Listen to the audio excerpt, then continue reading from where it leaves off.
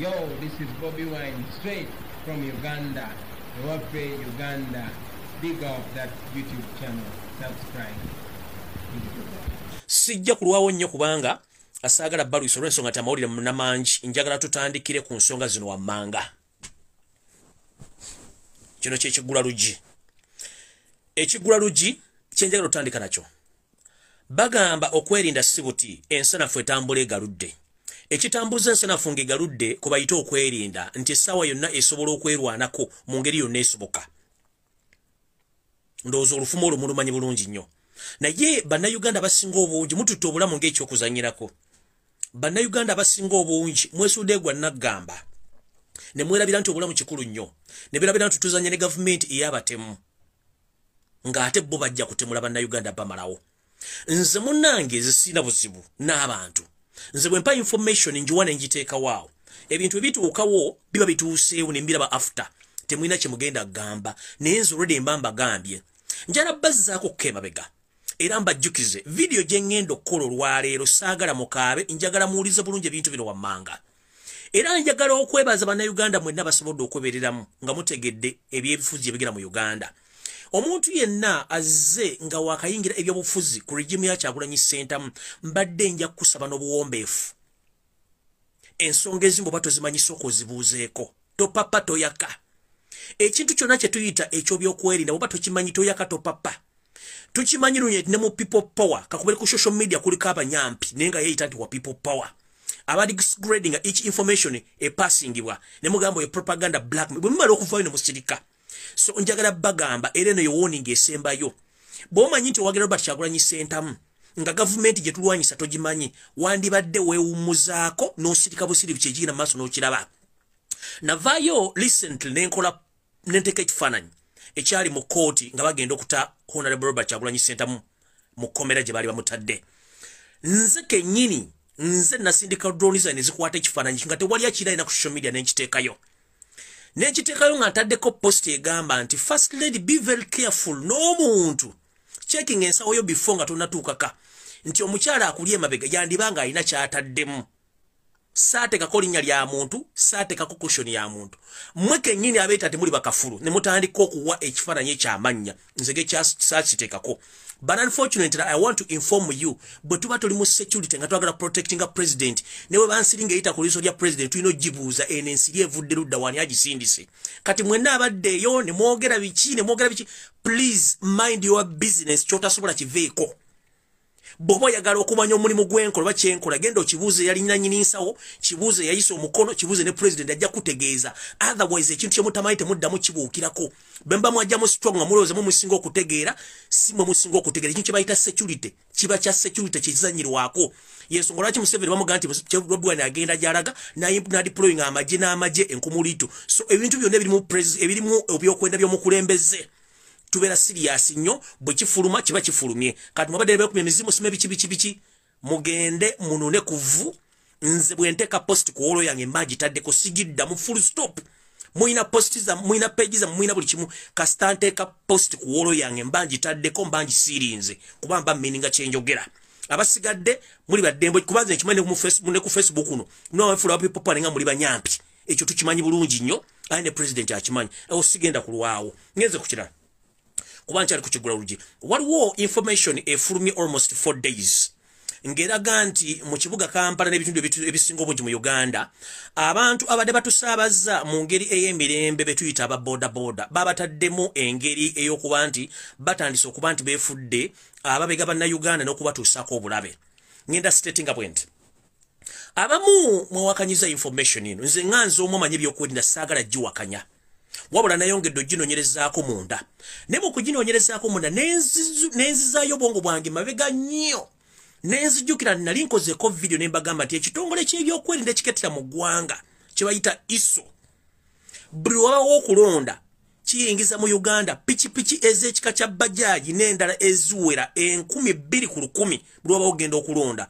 Pikipiki zino ne mbagamba nti ziwa ba ISO, ba DISO, ba FUSO ne ba RDCs okutambuza emirimu gy'ebyokwerinda n'okuketta mu ggwanga. Buli kyalo, buli mulika, buli gombola, buli district. Kati pikipiki zino bwe ziba nga zibeera buli tugenda okulonda ne batugamba nti aba boda bali mu Kampala basinga obungi baba wadde mundu okuba nti bazikozesa n'okutta bannayuganda ekyo sobola kibuusa maaso kyandibanga kituufu ng'okusinziira ku history gw'enzembawo obyokwerinda ne isengeri gyekulamu ebintu bino. Mujjukire abasajja bano badde bajjanga bawamba pikipiki z'abaana bannayuganda nga baziteya ku poliisi. Enjagala babuuza pikipiki empya ze bawamba nga banyenizo bazijje zikola ludda wa? Zizimu ku pikipiki ezo, zizimu ku pikipiki za ISO. Mukitegedde bulungi kati omuntu yenna azanyira mbyokwerinda gwe gaba gakumyuse. Era njagala bategeza temuddamu kwerinda kumuddamu kuzanyira bintu bya kwerinda. Njagala bategeza nti bwe mbanga information yafulumye nti aba boda basinga obungi kati mu Kampala bambega era batambula ne mundu ekyo temukiwakanya. Era emyezi ebiri mabega nabagamba nti mu bitundu bino wammanga mwegendereze nnyo aba boda babatadde mbambega nabagamba Entebbe, Kampala, Wakiso ne Mukono. Nabibagambira mujjukire bulungi nnyo amanyi videos ayina bagamba Kampala, Entebbe, Wakiso ne Mukono. Ne bagamba ebitundu 7.5 ku buli 10 bula boda bali ku stage bonna bambega n'enkibagamba. Kati kino kyebabawadde okubawa emmundu bongedde mbongezi kirungo. Mujjukire abantu bano batambula n'empiso eze zirimu obutwa ekyo nakyo kirungo bakyongeddemu. Kati omuntu yenna ng'oli mu Kampala weegendereze nnyo owa boda otandika okubuuza ebyobufuzi. Mugamba I'm not interested in politics, please ntwala gyendaka. Ekirala nabagamba mulekera okutambula ekiro amatumbi budde mu Uganda kati kiri riski nnyo. Abatemu batambula kiro bonna batukolera mirimu gyegyimu. Ekirala bw'obanga ogenda tambula tegeeza muno wogenda okutambulira omuntu asobole okumanya information ekwatako. So ekintu kya boda sigenda kiwakanya okujjako ki-implementinga nga mbazzayo kemabega videos najja nkolaga nti ISO egaba boda nga tugenda mu kulonda kuba banazo bazimportinga. Ne mbagamba nti Kampala, Wakiso, Mukono 975% aba boda bonna basinga obungi bambega. Ekyo nakyo noza mwakimanya. Ne mbagamba ekirala nti pikipiki z'abaana ezibagibwako nezitwalira ku poliisi zisinga obungi mu Kampala ne Wakiso ne Mukono. Abaana batazijje pikipiki zikola mulimu ki? Zizo pikipiki batandika kuwa abantu babwe okutandika okukola omulimu ogwo. So mubeere aware about that thing. Nkyali ku kigula lugi video tennaba. Ngenze maaso. Oli munna Uganda oyagala enkyukakyuka naye nga olina akatengo. Njala kutegeeza ekintu kimu. Nabagamba oba omugenzi kirumira yabagamba bw'osirika ofa bw'oyogera ofa. Regime ne government gye tuliko yaba musibira mu bbwa yo akakodyo kayo ke yasooka okuva mu nsiko soko tise bannayuganda bateekemu okutya balimbe babuzeebuze ojja bafuga. Kati njala tegeeza buli munnayuganda yenna ali ku social media n'awuliriza video zonna eza buli kikeziva ku social media, please stay strong. Okutiisibwa tetujja kufuga mayumba olwokuba abasajja batutiisa. Nfunye information endaga nti ku social media kuno abatamanya ngamba ba state batandise okubira abantu amasimu ngabatiisa obutenyigira mbya bufuzi obutasharinga obutakomentinga ku video z'abantu ku social media. Ekyo nakyo nkifunye. Njala tegeeza bana Uganda omuntu bwakubira essimu nga tomanyi ng'ennamba teri saved mu contact zo nga byayogera tebitegereka essimu gijjeko mu blocking with immediate effect oddamu. Sina kindi muyina essimu smartphones ezisobola okurecordinga murecordinge ebigambo eby'omuntu akubidde essimu mutandika okurecordinga voice mutandika okurecordinga amaloboozi g'abantu bano. Olw'ensonga for further evidence tujja teeka ebitongole by'amasimu gano mu ggwanga ku nninga bitubuulire baani abakuba amasimu nga ate amasimu gali registered. One, omuntu yenna akubira essimu n'akutiisa please mu recording genda mu Google app mulimu voice recorders ezirimu automatic recorders mweziri mutandika okurecordinga abantu bana babakubira. Ekyokubiri omuntu bakubira nga akunyumiza nonsense mu blocking. Ekyokusatu blocking omuntu ku messenger gwotamanyi, blocking omuntu ku WhatsApp akubidde, blocking omuntu yenna akusindikira message ekutiisa. Sina kindi message bwogifuna gikubere screenshot giposting ne namba yako akusindikidde obaka obwo omutiise. Ekirala omuntu yenna ajja ku lugirwo n'akugamba nti munnange tewetaba mbyokulonda era twetaba mbyobufuzi kijja kuletera okuvamu obulabe ye mubuuze akola ngani mu nsi Uganda. Bwabanga tebali mu kutya lwaki batambula lugi ku lugi nga bagamba abantu nti bagenda kutandika kulonda bave mbyobufuzi kiba kitegeeza bo kennyini batidde mukitegedde. So buli muntu yenna akubira ku messenger nga tomanye block him with immediate effect. Omuntu akusindikira text messaging ekutiisa message gikube ekifaananyi ne namba yake kusindikidde giposting. Bw'oba oyina essimu nga kubira essimu mu recording with immediate effect voice note nayo giteeke mu video form ogiposting ku Facebook. Wosinga otuukibwako ekizibu tujja kuba tufuna records ez'abantu bano babakubira basimu kuba tujja kumanya MTN wa Airtel ne UTL bajja kuba tubuulira essimu ezawandiikibwa eziri mateeka bani abazikubako kutiisatiisa banna Uganda. So ekintu ky'okubatiisatiisa mukigendeko mpola, temuddamu kutiisibwa kubanga information Museveni gyagala okukozesa okutandika okutiisatiisa banna Uganda. Ekyo nno nga nkimaze. Waliwo ekintu ekirala ekitambula era still nkyali ku kigula lugi video tennaba abaagala ekigula lugi mu kiwombera mbamanyi bulungi nnyo. Nfunye information endala endaga nti Museveni Yosef Tabaisula ntanu wa Karekezi ng'akozesa abakyamani b'ebyalo ba RDCs ba diso ne bafuso batambula ddo mu byalo naddala mu byalo nga batambula bakanga abantu nti bwe batalonda Museveni Uganda yandifuna akatabanguko akalumya akajekinana sina kindi n'akatabanguko akabadde mu Kampala n'ebituli bya Uganda byonna ebyokutta abantu. Ekyo ekigambo bagenda bakikozesa buli kyalo kuddo nga bategeeza abantu. Kati nyalo tegeeza ba RDC bakyamani b'ebyalo nabe byokwerinda mu ggwanga abifuna mu byakwerinda tekigasa kutambula genda tuddo mu byalo nga mutiisatiisa abantu bulikuba muyina emmundu. Obudde bwammwe bwe bwatuuse mukkirize nti obudde bwatuuse emyaka 35 mwalibadde mwateekawo dda system ez'eddembe kati olwokuba mutegeri bannayuganda bazuukuse bafunye eddembe ensonga lwaki mutadde okutiisatiisa kuno bino ebintu by'okutiisatiisa bino tebijja ttandika kkanga abantu mutandike okulowooza nti abantu bagenda kutya. Ezo information gye mbadde njala obba mu kigula lugi mukitegeere. Omuntu akutiisatiisa mu blocking mu exposing mu recording nkiddamu. Omuntu akutiisatiisa ku WhatsApp mu blocking, omuntu akubira direct call mu recording, akusindikira text message photo gikube ekifaananyi oba gikole short screen ogiteekeko n'ennamba ye ogisposing kuki ku Facebook oba ku Messenger oba ku wonna gugiteekeko tujja exposing ampola. Bano abantu obukodye bakozesa mu kinaana bwe batandise okukozesa okutandika okutiisatiisa banna Uganda. Kati video mu butongole etandise. Ntandise bwenti. Amawulire ag'ennaku genkyayinawo taata waffe era munnaddiini Sheikh Nuhu Muzata batte. Ono nno nfunye amawulire agatawoomya Digobe nti we twogera essaawa zino ali mu mbeera etasanyusa.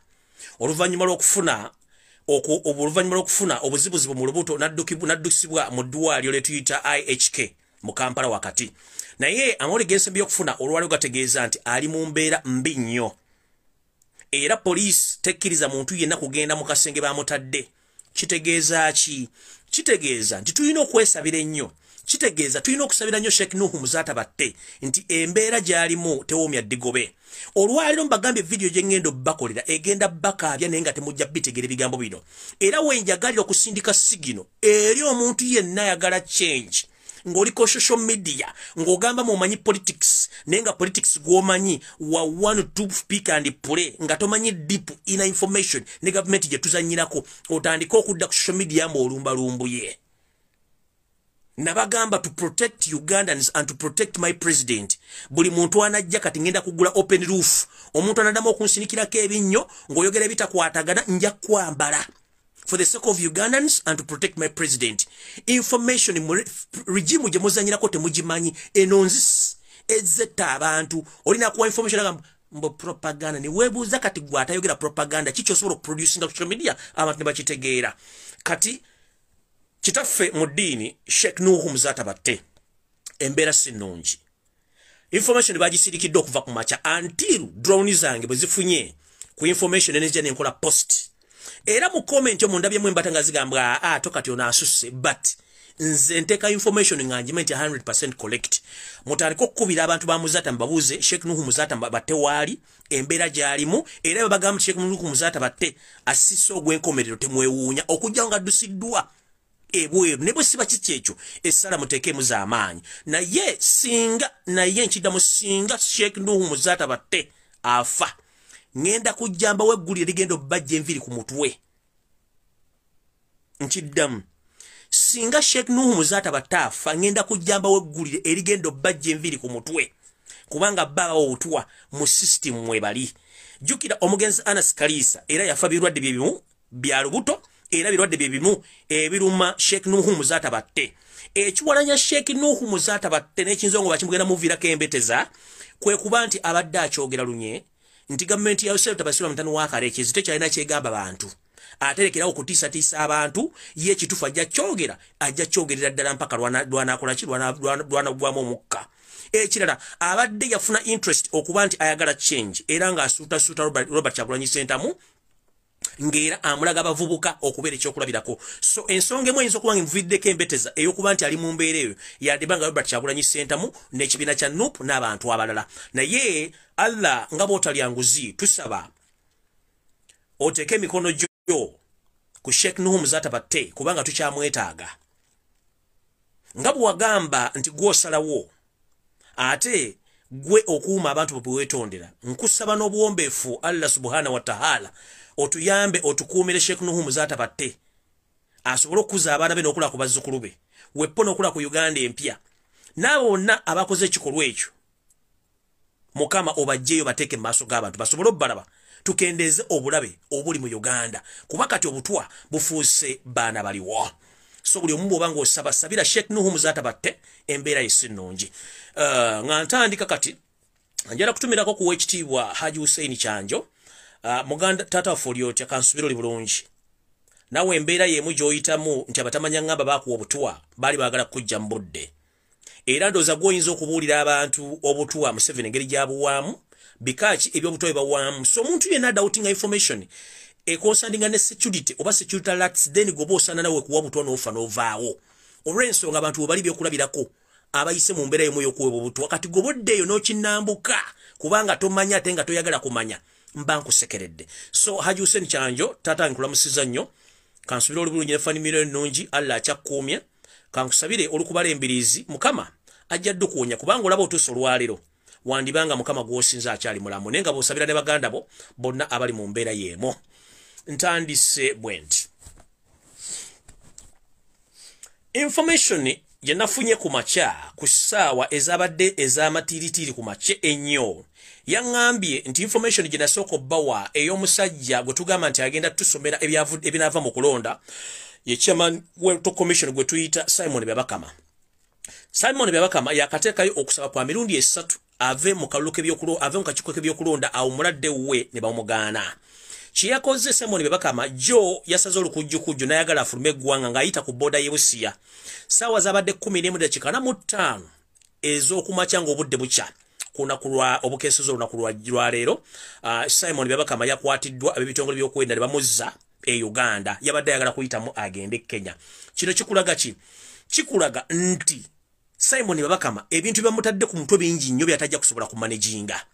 Era kikulaga nti akalulu ke tugendamu kandibanga si kangu ate tekagenda kubaka amazima na bwenkanya. Bw'abanga omuntu yaboba omulimu nga yagenda okusoma ebyokulonda bino yakalizayininga emirundi esatu ne bamugaana agezezaako okufuluma eggwanga era situlu ne bamukwata kiba kitegeeza waliwo ekitatambula bulungi mu maaso mu ggwanga. So omwami Simon Byabakama ne musaasire era bwe mumanya nti embeere mwononekere nga bwe mbagambe mukitegere nti ebiri mu Uganda tebiwooma ddigobye y'ensonga lwaki buli omu ayagala kubinnyika mu nsuwa akole ki alyoka agende. Naye nga chairman w'akakiiko k'ebyokulonda Simon Byabakama omulamuzi yakwatiddwa ku makya ku ssaawa 11:45 e Busia ng'agezaako okudduka afulume eggwanga lya Uganda asobole okwewonya olumbe olwamuteebwako kubanga ebiragiro bye bamuwa n'okukola tebiwooma ddigobe y'ensonga lwaki omwami ono ayagala kudduka. Awo nno sijja ku lwawo njagala genda ku mutendera omutuufu ogwa vidiyo eno. Mu kkowe erimu ery'ebyokulonda njala kubategeeza nti akakiiko k'ebyokulonda nga kakulembeddwamu SFC kuba si Simon Byabakama kateeseteese enteekateeka zino wammanga naye nga sinnagenda ku nteekateeka zino. Waliwo message etambula ku social media egamba nti baafulumizza enkala z'abalonzi buli muntu agende ku ground ba ku parish agende yeekebeze. Njala bagamba bano abasajja bakwekanye ebyama byabwe. Bwe banga mugenze ku parish musanga enkala z'abalonzi zino mugende mutegeeze bannammwe bagende bakebere enkala z'abalonzi ng'obudde bukyali. Kubanga twagala kwewala nnyo okuba tunoonya abatufu mugenda okulondera nga bwe nabaga nti bano abasajja bagenda kukola ebintu by'okulwisa n'okukyusa amannya g'abantu n'agamu gajjamu muleme kulonda. So nja basaba enkala zino bwe zibanga gye ziri nga kye kituufu mugende ku parish level zina kubeera ku village level ne bazitali ku parish level mugende mukebere enkala zino bwe ziba gye ziri in case nga gye ziri mugende mwekebere ng'obudde bukyali. Sina kindi banza okubanga abazire n'akakodyo aho kuddamu okuwandiisa abalala okujjuza polling station zibakola ki zibagenda okcreatingawo. Kati tugenze bwe tuti akakiiko k'ebyokulonda nga kakulembeddwamu SFC kagenda kugezaako nnyo okulaba nga kakalwisa ebikozesebwa mu kulonda mu bitundu bino wammanga. Ate nga jjukira ne mu kulonda okuwedde baakikola. Bagenda kulwisa ebikolwa ebyokulondesa gamba nga ballot papers byonna tubitwalemu nti ebikola ebikozesebwa mu kulonda. Bagenda kulwisa mu bitundu bino wammanga, most especially mu Buganda, naye batagetinga ebifo bino wano wammanga.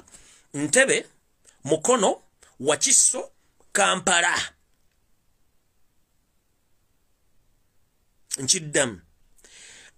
Akakiiko k'ebyokulonda nga kakulembeddwamu SFC ejje eryetondese obwetondesi mu ggwanga kagenda kuleetawo akacyankalana oba akajagalalo ak'okulwisa ebikozesebwa mu kulonda mu bitundu bino wammanga okuli Kampala, Ntebe, Wakiso ne Mukono nga babikola mu kalundu kali okuwedde era balina enteekateeka etuusa ebirondesa ku ssaawa 8 ez'emisana mu bitundu ebyo weyaba nti batusigalizaayo essaawa mpawe kaaga olunaku olw'okulonda luggalibweyo. Mujjukire mu Uganda wadde tuli bangi ne tulonda mu lunaku lumu nga tena bagamba okusinziira ku namba y'abantu abeewandiisiza n'obungi bwabwe akalu kano twandikalonderedde ennaku 2 oba 3 okuba nti abantu bonna bagwe bannayuganda okulonda n'olwokuba nti Museveni muyaaye nnyo ye bintu bya kiyayi era okulonda kuteeka mu lunaku lumu ne kugwera mu lunaku lumu. Kati abantu be Wakiso, Mukono, Kampala mwerinde nti bano abasajja bandibanga balina enteekateeka ba SFC okuleeta ebikozesebwa mu kulonda ku ssaawa 8 kyokka nga ate akakiiko k'ebyokulonda kali mu Kampala wakati. Kiki ekigaana okutuusa ebirondesebwa mu bitundu bya Uganda byonna ebyenjawulo ennaku 2 before nga n'akalulu tekannabaabo. Kati ngenda kusaba lawyer mwenna bannabyabufuzi mwenna beesimbyewo mukole petition mu High Court mutegeze High Court Electoral Commission bagiforcing okutwala ebikozesebwa byonna ku buli parish level mu ggwanga lyonna bibeerewo 2 days before elections to avoid the catastrophe. Omanyi Yosef Tabaisula mutano wakalekezi ne babbi banne bo balowooza nti okubba akalulu ye solution n'okutta ye solution. Kati kino kimugenda okukola ekya delaying what? Delaying the election materials ku polling station within the areas of Kampala, Entebbe, Mukono, Wakiso kigenda bafevalinga. Sina kindi mugenda kola kadoka kamwe ku mwakola besiji ebyava mu kulonda mu Mukono, Kampala, Wakiso ne Entebbe mwagano bisoma mwasomako bya MP ebya president mwabisoma akona kodyoke mwekali.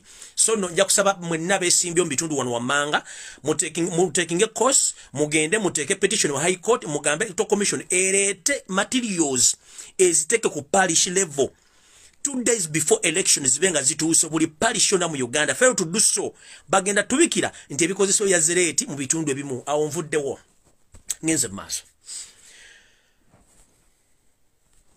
Era SFC ekulira akakiiko k'ebyokulonda ng'ekolaganamu n'ebyokwerinda byonna mu Uganda nga Yoseri Tabasula mutano wakalekezi ne mutabani we Muhoozi Kanyerugaba basazewo nti olumala ku lunaku lw'okulonda lwennyini bagenda kuteekawo kafyu okuva ku ssaawa emu mpaka ku ssaawa emu ey'akawungeezi mpaka ku ssaawa emu ey'enkeera y'olunaku luli.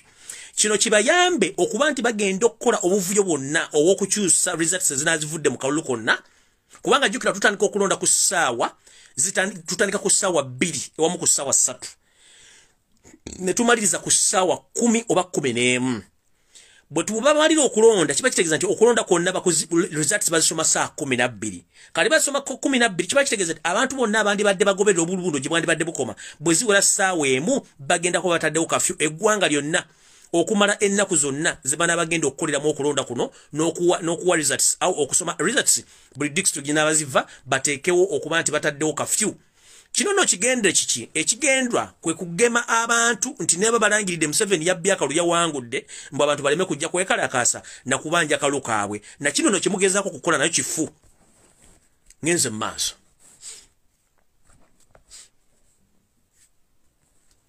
Era SFC nga yekulira akakiiko ebyokulonda nayo esazeewo okulaba nti egenda kifuula kizibu nnyo mu bitundu ebya Buganda okuba nti okulonda kugenda kuba kwangu.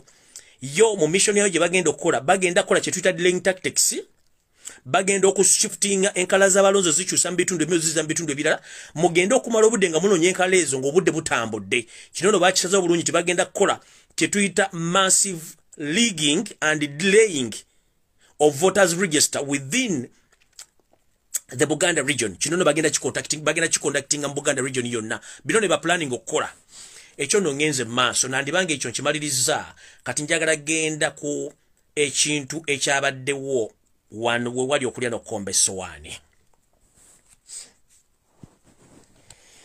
Njagala abantu abakulu abatuludde emyaka abalaba video zino mutegeeze bawala bammwe ne bazzukulu bammwe abali ku social media kuno abatamanyi byabufuzi abakabiyiga ekintu kye bawakanda tebakimanyi era njagala kibasomesa olwaliro mmwe abavubuka abali kuno. Government eriko eyaba musibira mobwa eyayose otabasibira mutanu mwakareekezi yatandika okuyeekera okugenda okugamba nti efuga Uganda oba okuyekera yatandikira Lumbuye kubuzaabuza bubbi na butemu na kwawula mbantu bye bintu byajja nabyo kuva mu ntandikwa mu 7 nga balaba omuntu anamulemesa lwaki lyamujjawo n'atekawo gwayagala asobole okutuusa kyayagala. Njagala kutegeeza bannayuganda mwenna nti okwekalakaasa okwabadde okw'omuggundu okwabadde kugamba nti Kyagulanyi Robert Ssentamu mute ekintu kino ffe tuwekalakaasizza naye nga bano abasajja baali bakipulaninga dda nga bagenda kizannyira mu firimu zaabwe zino wammanga kubanga bo bakimanyi nti babadde bapulaninga ekintu kino nga bagala kikolera mu kye tuyita blackmail kubanga Museveni mulungi nnyo mu kusiigekko n'okwonna amanya g'abantu. Mujjukire gye buvudde katono nzize mbagamba nti Yose Lutabasira Matanu w'akareekezi ye muntu akyasinze okuba nti muyaaye akola obukolobero bwonna okula nti addugaza omuntu gwavuganya n'erinnya nga bayita mu bukodyo bw'enjawulo akakodyo akasooka kaakano. Bamanya nti wanaaba okwekalakaasa balina okuddamu okuteekawo abayaaye baabwe okuva mu bitundu byonna eby'enjawulo mu Uganda bakole emirimu gino wammanga. Omulimu ogusooka kwali okutambulira mu taxi nga babba abantu bonna, kwali okuba abantu ku nguudo nga bajjako ebyabwe, kwali okwefuula nti beekalakaasa kono erinnya lya Kyagulanyi Ssentamu, kwaliko ebyokulepinga abakazi lwakuba tetunnawulira omuntu gunago balepinze nakyo kyaliko. Kati mu bintu ebikolwa ebitemu byonna bye baali bakola bino byonna enamba esinga obungi ey'abantu abakoze effujjo mu Kampala balikoze babesinga ku bintu bino wammanga kubanga baadde babasasuddwa okukola ebintu bino. Mwalabyeko obutambi mu taxi ng'ababbi bali mu kubba abaana mu taxi n'abakazi mu taxi bali mu bakuba. Ebikolo byadde biteekeddwa bulungi nnyo abantu bano wammanga. Mwabaddemu mwe muyita simanyi erya MP wa Kampala Central Muhammad Nsereko, Muhoozi Kanyirugaba, Sipapa, mwabaddemu ne Balamu Barugahara nga bali mu bintu bino wammanga era ne ssente bazisasudde. Remember nabagamba omusajja gwe mutamanyi mwe mulaba ku TV nga ayogera mbu alina imaani simanyi musajja mulungi mwe temanyi musajja gwe bayita Muhammad Nsereko bwe yaddugala kungulu ne munda yaddugala ono mvubuka mutemu alina ebinja by'abayaayi bonna mu Kampala abasinga obungi ba boxer abakola obuvuyo mu Kampala n'okubba Muhammad Nsereko yaba managing n'olwekyo bakolaganya wamu ne Sipapa Balamu ne Muhoozi Kanyirugaba era sente bazimuwadde Nsereko azirina ezaakoze emirimu gino wammanga. Okuteekateeka abavubuka ng'abakozesa babawambazze nga za people power ekyo mwakimanya bazibba twabagamba. Okuteekateeka abavubuka okutandika okubbira mu taxi n'okuba Bannayuganda ekyo twakibagamba. Okuteekateeka abavubuka okutandika okuba nti bakola obuvuyo buli kitundu kyonna ekya Kampala ne byetoolodde Kampala okuba nti bakola obuvuyo okuddugaza erinnya lya people power. Wano nno wojja okwebuuliza lwaki mu Kampala n'ebitundu binaademu okwekalakaasa bukyanga lubanga lwa Mmindi poliisi yavuddeyo n'ekola obwangu okukwata abantu bano kubanga already ku pepa abantu bano yabadde balina mu rekodi newa wegenda obbasanga nga bamanyi bulungi nnyo era ng'emanyi bagenda kujja bawa obujulizi okulumiriza Robert Kyagulanyi Ssentamu n'ekibiina kya people power nti bwe babasingisa okukola effujjo mu kwekalakaasa nkiddamu. Poliisi ekyajanguyidde okukwata abavubuka bano kubanga already babadde balina information Muhoozi Kanyirugaba, Muhammad Nsereko, Balamu ne Sipapa baali bakola dalisti y'abantu babagenda okukola obuvuyo buno ng'amanya gabagamanyi n'efaananyi babamanyi n'obbasanga y'ensonga lwaki kyayanguyidde poliisi okufuna abantu bano. Era temwewuunya abantu bano nga bavuddeyo ne bawa obujulizi obulumika nti bajja mu kwekalakaasa kuno nga basindikiddwa okukola effujjo nga nti Robert Kyagulanyi Ssentamu ne NUP yekoze ki yebasindise kubanga already babadde babalina mu lisiti n'emirimu gyabwe gye bagenda okukola. Kati nkiddamu njagala mbawayo incidents 2. Omuvubuka gwe baleesula n'akola nti yejjusa ebikolwa bye yakoze gwe baga nti yakubiwa poliisi ennyondo. kati njala bawayo scenario omuvubuka oyo agambye olwali bamukutte n'akola statement abamubuuzizza bali mu bakagulwa ntuma ba SFC bye bamubuuza already atemya n'amaaso atula mu kamera ayogera ebintu bamukokinza okwogera. Ekyokubiri muddeyo mwetegereze nti ennyondo eno yali ntegeke nti agenda gikuba omukyalo ono. Kati njala kubuulizayo ekibuuzo kimu. Owa poliisi bw'obanga oli ku duty ne balumba comrade wo ngali amulumbi ayine ennyondo n'amukuba ennyondo gwengozza okutaasa oli mu meters nga 10 oyine emmundu oyinza okujja okwata omuntu ono ng'oyine emmundu ng'ate mwadde mufunye order shoot and kill automatically wadde olina okushootinga omuvubuka ono oba okumumenya okugulu oba mukuba essasi nga mwakoze lwaki mwamulese n'adduka nga yadde akuba comrade w'ennyondo. It's a big question. Kitegeeza ebintu bino byonna byabadde bipange n'omusirikale yennyini gwe baakubye ennyondo yabadde mupange. Eyakubye ennyondo yadde mupange gubakubye ennyondo akazanyo badde bakamanyi kubanga yabadde azze okutaasa ne yadde ayina emmundu. Essasi lidduka okusinga omuntu lwaki ono eyazze okuba eno nnyondo ayogedde n'ennyondo namukubye 2 mu kavidiyo tetulaba yamukubidde ennyondo 2. Kati bintu bino byonna bitegeke bulungi nnyo byonna byadde bitegeke. Kati ekyo nga njivuddeko akatambi akafulumi akataxi nga bagiyimirizza ne taxi yennyini yabadde enseetinge nga mula engeri gye bakufulumye mu taxi ne batandika okujiyimiriza okuba abantu abadde banyagako ebintu byabwe. Ekyo no kyadde kiseetinge bakikoze mu ggwanga lyonna okuba nti bavumiriza Robert Kyagulanyi Ssentamu. Bino ebintu Museveni abikolera ddala kubanga bimwe ebintu bakolanga. Omugenzi ani ono yakafa recently yaga nti ayina emmundu gino gye emirimu gye basinga okukola mu Kampala nga bali mu buyeekera. So zino zonna tactics bazikola okuva mu myaka gy'ekinaana mpaka nakati bakyazikola. But ngaffe abanoonyereza n'okwetegereza ensonga zino Museveni bino ebintu byakoma dda. Bino ebintu bya blackmail byakoma dda. Ebintu bya old tactics byakoma dda. Kati nno ngenze maaso ensonga endala eyabakwasizza muwulira Molega NTV baloya boogedde bannaddiini boogedde bakafulu boogedde ne bakubulira teri tteeka liragira shoot and kill any civilian. Ne bakugamba buli munnayuganda alina olukusa okwekalakaasa mu ddembe kw'abaayagala okwekalakaasaamu akirina. Babuuzizza liiso moja ono Kawenkene nti order ze wazze n'ogaa nti shoot and kill wazijje ludda mu constitution ki tazirina kubanga bana abantu babaddewo nga batta bannayuganda nga lulimi bamanyi nga tebamanyi mateeka ne bagamba eno gavumenti ya Museveni temanyi mateeka tebalimanya mateeka ate tebajja gasoma. Yensonga lwaki arrogantly avaayo nayogera mbu police has order of shoot and kill naye mubuuze bw'ogamba order shoot and kill ebigambo wayogedde babizanye ku seenene kwalujazira weya amanda mu mbugo already oli convict weyongeddeko okwesiba batandise okwambula bajja kwambulira ddala. Nabagamba nti bagenda kuleeta abasirikale abali mu ngoye eza bulijjo nga babawadde emmundu ekyo mwakirabirako ddala babaleese.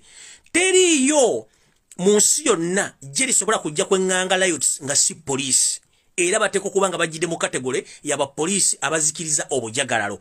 Bano abazze mu ngoye eza bulijjo be bamashinale be bajja mu nsi ezitwetoolodde okujja okutemula bannayuganda. Omwami ono yemu yagambye nti tetunnamanya abakubye amasasi baavudde ludda wa era gaavudde mu mmundu ki. Kyenjagala okusooka okubabikira kyannaku nnyo nti poliisi evudde nega nti abantu 45 bakafa ennamba eri mu 125 abantu abakafa.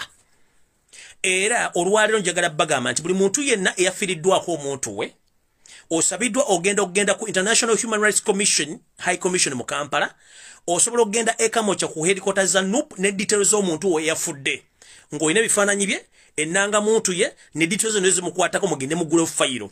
Tufunye information nti buli muntu eyafiiriddwa gavumenti yabasindikidde $5 million musobole okubanga musirika obutabwayo information ekwata ku bantu bamu baafudde.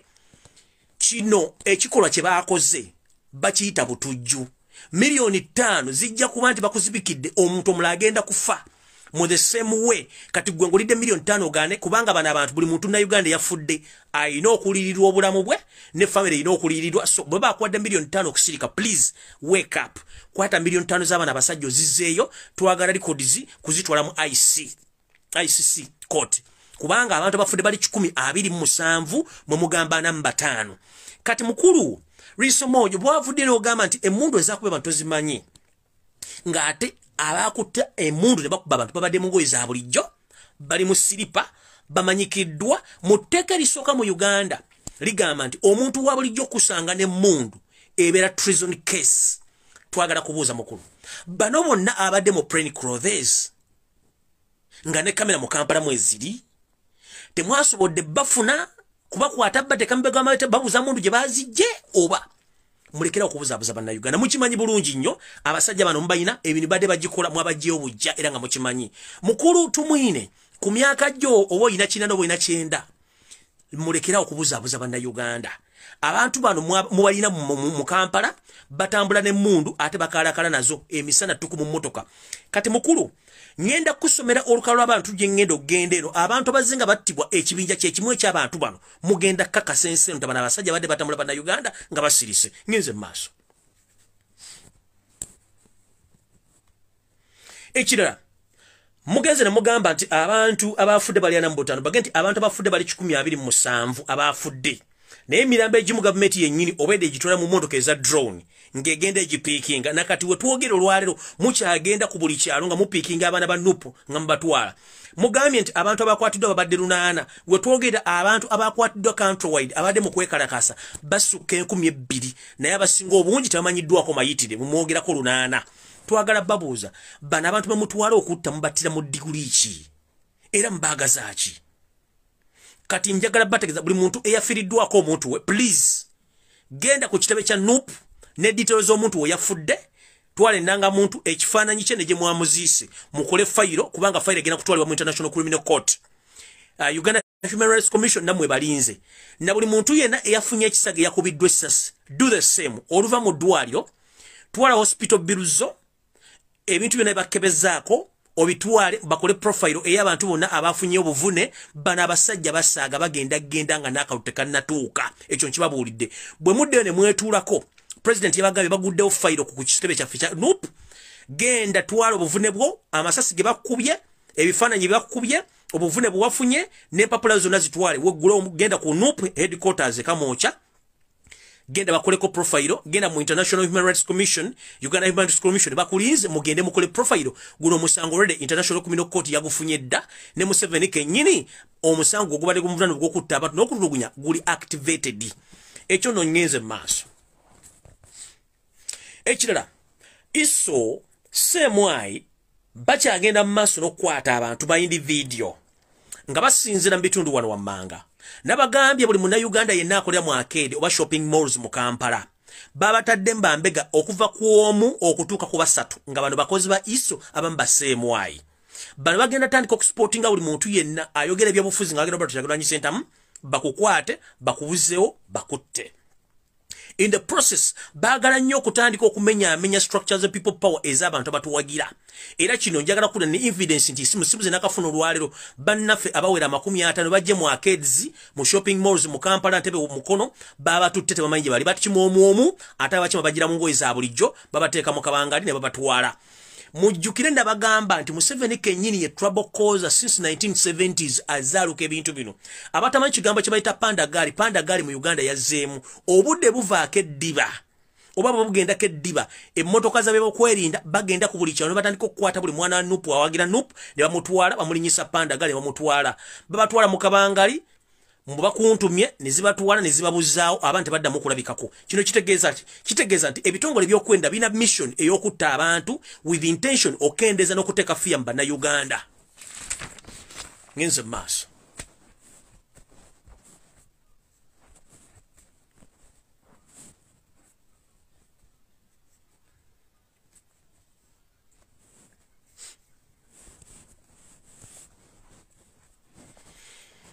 Nga bwe mbagambye nti nga bwe kyali mu myaka gy'ekinaana waliwo panda gali yazzeemu abaamukolanga ebaani yeyoseeru tabasirwa mutono mwakaleekyezi era ebakolanga ebintu bino okutikka abantu n'okubatta okubatwala gye babaziikanga ng'abantu babwe tebategedde.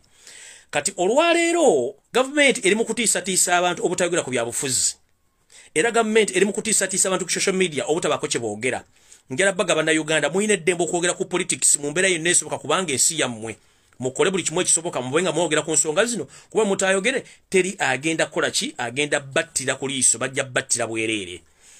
N'olwaleero information agifunye jjo President Museveni commanders bonna babadde yesiga mu magye ne mu police bamugambye nti tetusobola kutta bannayuganda ekimala era tetugenda twala komandizo era njala bategeeza nti bakomanda basinga mu police bali mabuusu n'abaganda basinga obungi abali ku major abali ku madala okuva ku major okukka wansi abasinga obungi bonna baakwatiddwa era basibiddwa ne mu police abamu baakwatiddwa basibiddwa olw'okujemera ebikolwa ebya Museveni ebyokubalagira ebye-shoot and kill bannayuganda. Kati bwe bamaze okudifiringa ebiragiro bino Museveni n'asalawo okuleeta Jeno Elweru ayingire mu kulagira okuwa amasasi abantu era Elweru omulimu yagukkiriza. Njala kutegeeza bannayuganda fede tuli violent nnyo tuwagala mirembe mu Uganda ne government ya Yusuf tabasira mutanu wakaleki bwe mbate mukyali politically active nga mumuloleza mu violence in the modern day society. Violence tekyakola in the modern day society, eliminating tekyakola. It's just all a matter of sitting on table ne solving a political differences zaffe. Fedna tuliva musayi gw'abantu ate tuli bannayuganda tetulagala muntu n'omu kufiirwa bulamu bwe. Kasule Mumba, for the first time in the history of Uganda, wavudde n'okola statement ey'ekikazi kikulu n'olaga gavumenti nti ebikola byekola bikyamu after witnessing nti bannayuganda basobola okusituka. Era njagala okwebaza ne wankubadde oli munyampi webale kukola statement eyo. Nandisuubire nti abakungu ba gavumenti abasinga obungi mwandibadde mwavudde dda nga mwalizayininze dda abantu abasukka 127 okufa mu ggwanga nga bakubiddwa amagye ga gavumenti agali mu ngoye za bulijjo. Ekikolwa kyandibadde kyavudde ne parliament yandibadde yadissolvingiddwa dda baminisita nga mwalizayininze dda n'abamagye abasinga obukulu mwandibadde mwasudde odda ebikola ne mugamba no. We are against the crime against humanity. Kubanga mukimanyi bulungi tewali mujasa atendekebwa kutta munansi gwalina kuuma mukuume. Lwaki mukkiriza bannayuganda babatte era Elweru wonna wonoobeera ne bakuwa era kasita tunakola bakongo okkiriza omulimu gw'okutulugunya bannayuganda n'okubatta nga bwe wakola mu Bwakabaka bw'Olwenzulu okusanya abantu abawera 1000 ne mmala omusango ne mugufutyanka nga n'omukyalo omu yali wabye omusango mu kkooti amala n'agujjayo olw'okuba yafuna ekyoja mu miro. Bino muntu Museveni abikoze okukozesa omuseduzo mu busolo okutandika okuzibikiriza abantu naye njala baga nti abapoliisi abanene abasinga obungi abaganye ebiragiro bali mabuusu n'abamagye abaganye ebiragiro bya Museveni bali mabuusu. Kwe kusalawo okuleeta ono muwumba tuutu Elweru okujja okukola omulimu gwa Museveni era yakkiriza ebiragiro ebya shoot and kill. Ngenze mu maaso.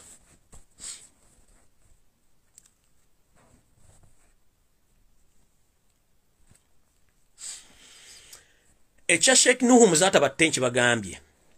Naye njagala baga bannayuganda buli muntu webereremu. Regime gye twagala okujjako sinyangu. Bayina tactics nyingi ez'obuyekera. Kati batuziza mu tactics z'obuyekera okutubuzaabuza okutulaga nti bebakoze tebiriiwo. Museveni mulungi nnyo mu kujja obujulizi bw'aba amaze okukola omusango. Era kyali mu kukola. Bwe twogerera emiliyoni 5 zibagenda bagaba ku buli family okukyamya obujulizi n'okujja obujulizi abantu obutaba misango gino gogamba obugumye netajja kimalako nakyo olw'ensonga okuwa obutwa mu Uganda kususse okutta abantu mu Uganda kususse naye nga abattira ki kwagala nsi yaabwe. Bwe twogerera mbagambe Sheikh Nuhu muzata batte embeera ye si nnungi naye singa Sheikh Nuhu muzata batte amala n'afa ngenda kujjamba wegguli ligenda okwewunyisa ensi yonna naye katumusabire Allah amukingirize asobole okuba nti asooka embeerero naye ng'ali bubi nnyo. Kati njala batwalako mwenna buli bwempa securities ne mukuba empawa nga muwakana olw'okuba temumanyi ate nga temwagala kumanya. Njala basomera abantu bano bonna battibwa ekibinja ky'abasajja abali mu ngoye za bulijjo nga bakozesa emmundu za gavumenti za Uganda era ne babula. Omugenzi Robina Kayaga Kiyingi ono yali omukyala wa Dr. Agre Kiyingi omusajja kafulu mu kulongoosa emitima gy'abantu. Dr. Robina Kayaga Kiyingi yattibwa abatamanya ngamba abamusanga ku geeti ye ng'amaze okunyuka emirimu gy'obwalooya kubanga yali mukyala mulamuzi mulungi nnyo bamukuba amasasi agamuggyirawo mu budde era abaamutta ne badduka ne bagenda. Be bamu bena bali mu plain clothes.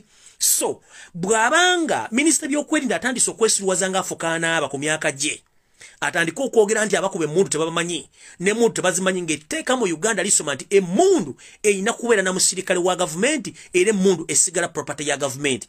Kati tuyagala tugamba nti abantu abatambudde bakuba amasasi mu Kampala emmundu zaabadde zaabwe era nga kamera tezaba kutebbafu nayo bali ngana bamutuma nti bakodomba mu family zammwe twabategedde mu bakozi bamwe mu family zammwe abadde ne mudu n'abasuti galabise anigo mwakutte okujjako okutandika okuzanya tit for tight okutandika okuleeta abantu bemwatadde mu kwekalakasa mukenyiri bemwawandiise mubaleete twagala kubuuza minister wa security lwaki ku bifaananyi bye twafulumiza ku social media abadde mu ngoye z'amasuuti nga balina emmundu abadde mu ngoye za bulijjo nga balina emmundu temunnakwatayo n'omu ate mwakutte bano be mwastageinze okukola riot okuvumisa people lwaki temunnafulumya wadde ekifaananyi n'ekimu ku bifaananyi bye twafulumiza ku social media twafulumiza ebifaananyi ebiwera 8 eby'abantu faces zaabwe nga zirabika bulungi ani gwe mwakutteko n'omu before you parade these goons bemwasasudde ssente why do you fool Ugandans omukyala Robin Akayaga Kingi yakube masasi era abamutta bali mu bwiza bulijjo keka n'akabijja report y'omukyala Robin Akayaga Kingi tefulumanga tugenze ku mulamuzi Joan Kagezi abamukuba ke kabinja ke kamukano akaze mu Kampala kabadde mu ngoye za bulijjo report y'omugenzi Joan Kagezi tefulumanga ono yali mulamuzi Joan Kagezi yo mulamuzi eyali ku musango gw'abasumali abagamba nti batega bomu erugogo kabalagala ntinda n'ebitundu ebisigaddewo eyattaba na Uganda during the final of World Cup in South Africa ono yali amaze okumanya nti omusango guno gwalimu amatanka ng'empale z'omusajja afuga Uganda inti abasumali si bakikola yali government ya Museveni era nga ye yali ready okutaba na Uganda bakwatamu n'abantu abasumali bave mu kkomera kubanga bali bavunanira bwerere nga maze kitegeera government olwamanya nti omulamuzi ono agenda kusala omusango guno Joan Kagezi bamubire byasi byamutirawo akabinja ke kamukana kabadde mu ngoye za bulijjo kati mukulu wa security byokwerinda stop fooling Ugandans gana amanya gensoma bona report zabo tezifulumanga akabinja ke kamwa kali mu ngoye za bulijjo ke kabata tugenze ku mugenzi abiriga akabinja ke kamwa kampa amasasi nga kali mu ngoye za bulijjo report ya abiriga tefulumanga tugenze ku Meja Kigundu ono yakuba amasasi ku machanga bukedde akabinja ke kamu akali mu ngoye za bulijjo ke kampa amasasi ne kabula nakatekalabikangako report tefulumanga tugenze ku mugenzi Andrew Frix Kawesa akabinja ke kamu akali mu plain clothes akamukuba amasasi report tefulumanga tugenze ku mugenzi Kirumira Moyo gwa Gwanga akabinja ke kamu nga kali mu ngoye za bulijjo ke kampa amasasi ne kabula report tefulumanga tugenze ku mugenzi Kasiwukira ono ye tebamukuba amasasi era akabinja ke kamu nga kali mu ngoye za bulijjo kamusanga ku macha nga ali mu kujoginga makage ne kamutomera ne kamuttirawo ne mukwata mu kyalo ke kabinja ke kamu tugenze ku kabinja ke kamu akatta Jeno Kazini mu nyumba ye nga kakozese mundu ya high caliber akambe sasi ne muzambo Dulalu ya mutta where is Dulalu report ya Kazini tefulumanga tugenze kuba mashek omukaga abakatibwa mu Kampala n'ebitundu ebisigadde byakabyamo bya Uganda battibwa akabinja ke kamu ke kabakuba amasasi ne kamala ne kabula kati mukulu minister byokwerinda osobola okuvayo kunnyonnyola eggwanga abakungu ba government bano bonna bana Uganda bafudde togge akabinja kadde kabakuba amasasi report ne zitafuluma lwaki mu kwekalakaasa kwa jjo ennaku 2 mabega mwasobodde okukwata bemugamba nti badde bekalakaasa kulokwata Kyagulanyi nenga ate n'abantu abalabise mu ngoye za bulijjo abaseba na Uganda nga bayina emmundu temunnaleeta bifaananyi byabwe wadde bajjayo ne muleeta bagunizi bammwe muhozesa sente ziyasasudde ensereko sipapa ne balamu okustaginga abantu bano lwaki mufulinga banna Uganda to the extent mundu zate twasoma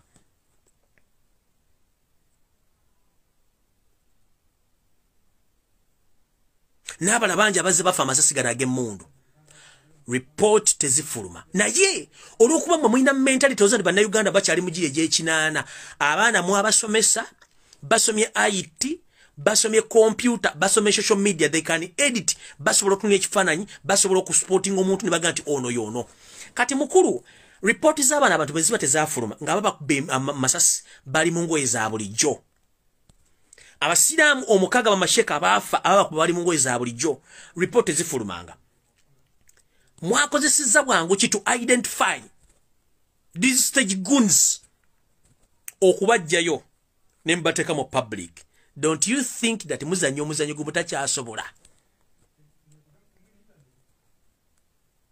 don't you think that muzanyo omuzanyo gumutacyasobola guno omuzanyo temukyagusobola guno omuzanyo mulala nnyo abaana beebeereddemu Musooke mutuletere abavubuka bonna ababadde mu ngoye za bulijjo awedda bakuba abantu amasasi.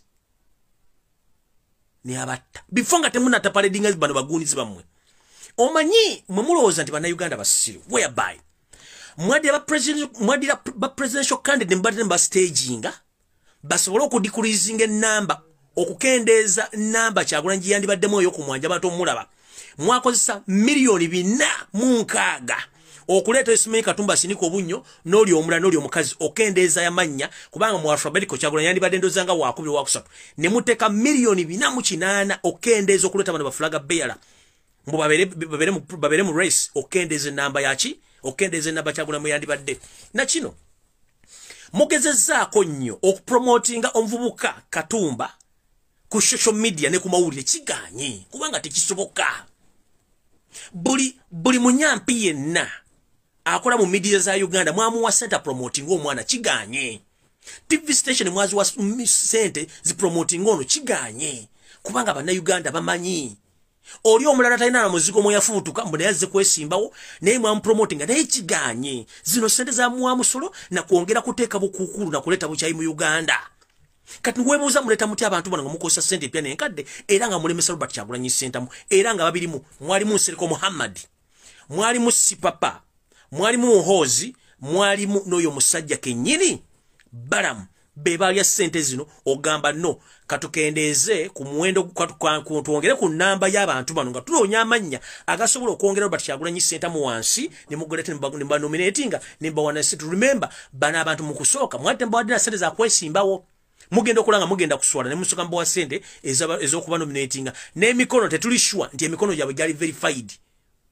Ekyo nayo tukitegedde kati twagala kumanya omuntu yenna awakana nti kana akabinja akakubya masasi babuteekateeka mu Uganda weebuli abatambula bakoma masasi bagamansa kubanga mumuga mwe nabafudana bana abantu bali 127 abafudde abala government kenyini yazeezikidde bane ana mu mutano gye Emirambo gye boogerako obutasamaza banna Uganda naye ngamba ku luno mujja kusasulira ekikulwa kino kye mwakoze era nga temutumwine ne bonova ne weetonda statement yagenze dda International Criminal Court yagifunye International Media Companies zagifunye balewe batandise okubuuza ebibuuzo tosobola byogera kati maama ali amasasi byonna mbimaze abantu bemusenga ripoti zifuluma naye ku luno abakubye masasi twabafunye ku butambi muganyo bakwata kyokka muleeta abantu bamwa stages awo nvuddewo sigenda kulwawo.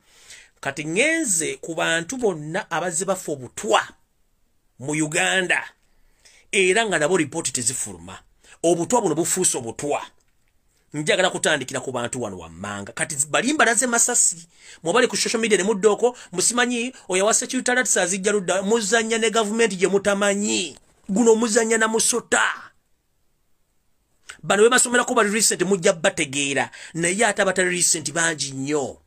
Bali bamanyedde wano bali recent mbategedde bakuba amasasi nga bakuba bali mu ngoye za bulijjo kati kamba somere abajja bafa pure poison mulyoke mutegere kye bayita akatwa mu Uganda n'amasasi ne government gye muzanyirako ti bwenvayo ne Nabula Robert Kyagulanyi sentamu kino kiri ABCD mbasaagala nkwenge neemu edda ku social media kuddawo kutaba kukyusa bwongo bwembo oyogera ebintu by'ekisiru ngenze maaso kamba somera ambanya gano. Mulimu omugenzi Sheikh Rajab Kakoza oyo bamuwa butwa nafa. Kalidinari Nsubuga bamuwa butwa oyo nafa. Mwalimu omugenzi Badiru Kakunguru bamuwa butwa nafa. Professor Ponsiano Mulema bamuwa butwa nafa. Nobo Mayombo bamuwa butwa nafa. Professor Charles Simira nafa. Omugenzi Kasimu Mulumba bamuwa butwa nafa. Omugenzi James Wakapabula bamuwa butwa nafa. Omugenzi Jeno Alonda Nyakairima bamuwa butwa nafa. Omugenzi Lisente yakafa Anas Kalisa bamuwa butwa nafa. Omugenzi Medikagwa abadde yali chairman w'ebyakakiiko k'eby'eddembe Medikagwa bamuwa butwa nafa. Sheikh Luwemba bamwabutwa nafa. Sheikh Zubairi Kayongo bamwabutwa nafa. Kati bwemba njogera ku kintu kyeninako experience. Bwemba njogera ku kintu kyekozeko history. Bwemba njogera ku kintu kyekozeko research. Abasigadde batamanyi mbanjagala musirike muwulirize. Nze Museveni gwe mwogerako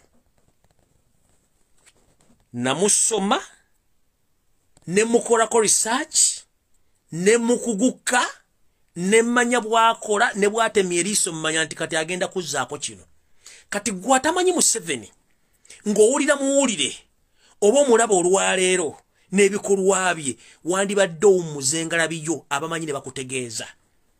The biggest number of Ugandans who right now who reside in diaspora, they are not there because they wish to be there. No, because badduka ku saving abulamu bwabwe after knowing who is Yoseri Tibahabulwa Museveni.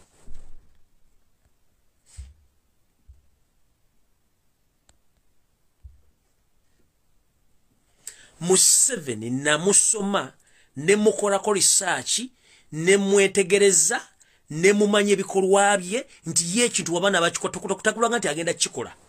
Ate Museveni tasonyiwa. Ate Museveni yefunira report nga bw'ajagala kubanga aba making sure. Nabagamba nuli agenda okutta yali vice president wa Kenya mu nnyonyi lwa mugamba agenda egala nga amwerekere nga manti ayala kutta Bukenya. Ennyonyi we malo crashing nga Museveni yakubira Bukenya esimu n'amugamba aro Bukenya bwe yamanya ati Museveni yamukubidde nga yamaze okufuna info tibamugambye agende mu nnyonyi. Is this Bukenya? Bukenya yajjako essimu n'afenti nga nago wansi n'azirika n'amanya nti omusajja yali agala mutta. Remember Andrew Felix Kaweesi bwe yafa. Remember Mwoyo gwa Gwanga bwe yafa. Museveni yatuuka within a minute to confirm nti target ekoze eki evuddewo. Kati munnanga abeereyo n'oleeta engalabi gy'ombu simanyi bozanyirako tobamanyi. Bana abasajja tobamanyi. Kola research ku kimusajja gwe mwogerako temumanyi.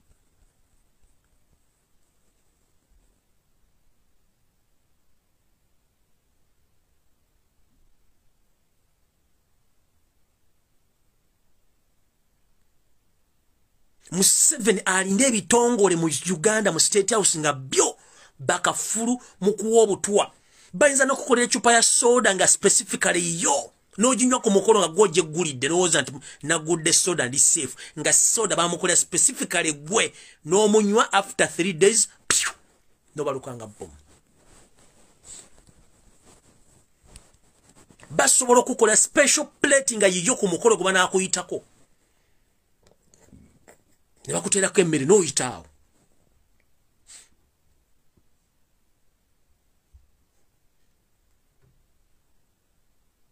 Basobola kuwandikira ebbaluwa ngeri special invitation ku mukolo nga ebbaluwa yiyo. The moment you open the letter wokoma okutegeera notandika okufuna complications ye regime gye muzannyirako. If someone can come open in the broad daylight natandika okushooting abantu publicly nakuba amasasi mu maduuka nga tawuddeemu kuba kati nategedde abantu abafudde tebadde Baganda bokka, mwafuddemu Abanyarwanda, mwafuddemu Abanyankole, mwafuddemu Abakiga, abantu bangi abafudde nga tategedde ani gwasse ye muntu gwe muzannyirako. Ate mujjukire nti embalasi bwe begenda okufa omugere gwe kuba nawe oteeka okuba nga ogenda fiira ku. Museveni ali mu kuba migere gisembayo kubanga akimanyi International Criminal Court emulinze, kubanga akimanyi bannayuganda bamukooye, kubanga akimanyi within the system batandise omujemera nkugeba abamajja abasinga obungi bali mabuusu abaganye orders n'abapoliisi bali mabuusu babasibwe mabuusu nga baba babasibye kubanga baganye orders of shoot and kill. Olaba chairman w'okukyuka by'okulonda right now yabadde addukana bamukwata ekiru kubanga n'ekintu kimuzito yeeko kati gwe ngoleeta engalabyo. Nabagamba basaplying emundu wano mu videos nsente basaplying emundu ku buli muntu wabayine emundu mwatandise okulanga nemba zitandise okufuna emundu. Sincerely speaking anemba ateyine emundu eta efunye emundu ekitadde mu kiwato etambula ezimba talina we basima toyi akyapangisa ku myaka gye emikulu atambuza afunye pistol azimba. Kati if embata can hold a pistol, what about the rest?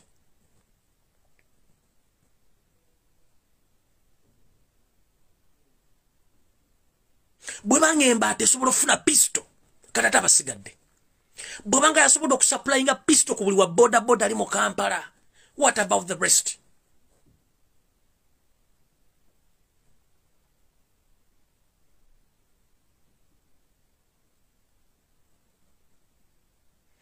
Eno message njagala egende ku yenna politician azembululu buno nga tomanyi. Kankusomesa lwago batuyita politics 17 oba kansoke nkusomesa politics soko dena wali kyetuyita politics njala kuwa a simple examples. Bobo manyi okuzanya amatu wante wali atazanya nko matatu mu kuzanya amatatu mugazanyibwa musobola okugazanya abantu musobola okugazanya abantu babiri kuba satu kubana agaba kadi agaba tamanyi namba kizakuwa era nobera ne namba zo mukaaga oba musanvu buli muna bera mutandika okuzanya. Waliwo amatatu go bakuzanya syndicate nga gotomanye. Waliwo amatatu oli gazanya nti tuzanye kifiriza oba oli alye. Mu matatu mulimu bbiri, mulimu master, mulimu embwa, mulimu joka, mulimu eminana n'ebyobulu bwebito bwe politics bwatu bwali. Politics omuntu asobola okukapitalizinga ku mistake na kuwangula. Politics oli asobola okukapitalizinga kida mu politics oli asobola okukapitalizinga ku nsobizo na kuyitako ku advantage yo inefuka advantage ekyo tuyita politics. Kati mu 7 yazanye ebintu bibiri. Capitalizing ku weakness yo na capitalizing ku financial income yo na capitalizing ku bulamu yo kufuna kyayagala. 1 bwakulemo kukuba financially capitalizing ku bizibu byolina bwalemo capitalizing ku bizibu byolina bwakiri yakujjawo na ku deletinga oyigo tuyita mu 7 go tuzanya naye ngakosa state resources ekyo mukitegedde. Kati mubanga omanya amatatu gabera mu okusala gabera kubanga basobola okugabira amatatu nga mulina obuntu musanvu atandika n'abasalirawo mwena n'abasalirawo. Kati mu kubasalirawo kitegeeza ayina figures ezikka wansi mbutono yabawangudde kubanga amatatu yugo bayitazza ne byofuzi zaala. Kati njagala message eno egende ku bakandidate ba NUP mwenna abali mu Uganda countrywide. Be very careful with your opponents. Oba ali mu opposition oba tali mu opposition. Njagala kutandika ne statement eno. Ndoza mwa witnesses ebyange mbyogera misana ng'omusezi aguleswa ntingenda kulira ku bantu bange. The moment emirundi egisinga obungi Kyagulanyi Robert Ssentamu abadde afuna obuzibu either bamusibye bwabeerawo bammemba ba NUP abagenda silent toddamu bawulira wadde obbala bewantu wona bagenda silent ne bamutinga ne bavamu ne babanga abavudde ne mu society nga tebali nenga mwe bali kubanga bana abantu they are there to monitor Robert Kyagulanyi Ssentamu day and night. Eriyo nabali ku mission nga bali nenga bagala mutta era nga bo Kyagulanyi bwafa mission yabwe nesereze bade babawa mission yabwe beekomye abo nabo we bali. Webuze lwaki Robert Kyagulanyi Ssentamu bamukwata ebera y'abantu bafa ku sini basirika ne basirika. Lwaki Robert Kyagulanyi Ssentamu ate abantu abatandika against him bwe bafunye obuzibu ne basirika ate bwe yabadde agenda mu court ofuna bail ate ba moro bennyini betumanti ba moro bavudde ne bajira mu joining. That means the number of spies which Museveni planted in NUP ebadde egenda ekendera. So yasazeewo okuddamu okusindika abantu bano bakomewo again batandika okuba nti batandika okubega Robert Kyagulanyi Ssentamu. Oba muntegedde bulungi mwe mwalabe mu court abantu abagenze ku bero ya Kyagulanyi abasinga obungi bali bavamu nga batto Robert Kyagulanyi bamwogeredde amafuukule.